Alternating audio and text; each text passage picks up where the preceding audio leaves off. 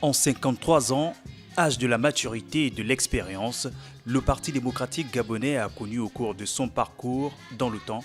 des étapes qui l'ont façonné en tant que plus ancien parti politique encore présent sur l'échiquier politique gabonais.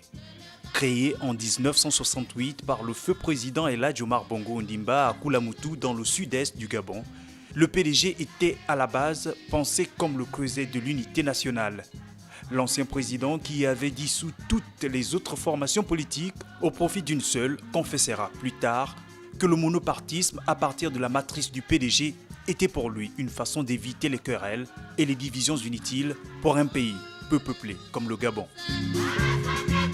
Mais malgré son statut de parti unique, le PDG ne peut s'empêcher de fonctionner avec, en son sein, de nombreux courants de pensée dont les emblématiques sont les rénovateurs et le Mogabo, le mouvement gabonais pour Ali Bongo Ondimba, dont se réclamaient la plupart des responsables administratifs. Lors du 11e congrès du parti organisé en 2017, sous le double sceau de la régénération et de la révitalisation, la hiérarchie décide de la dissolution de toutes ces tendances à l'origine des divisions dans le parti. Un parti qui, un an plus tôt, en 2016, vient de faire face à la pire hémorragie de son histoire, avec la vague de démission de nombreux cadres dans la foulée et la présidentielle organisée quelques mois plus tard.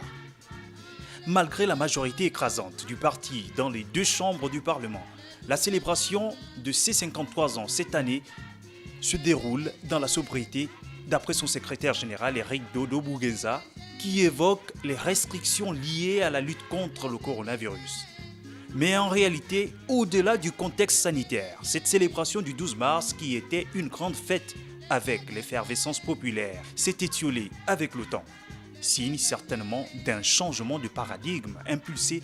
par les nouveaux responsables.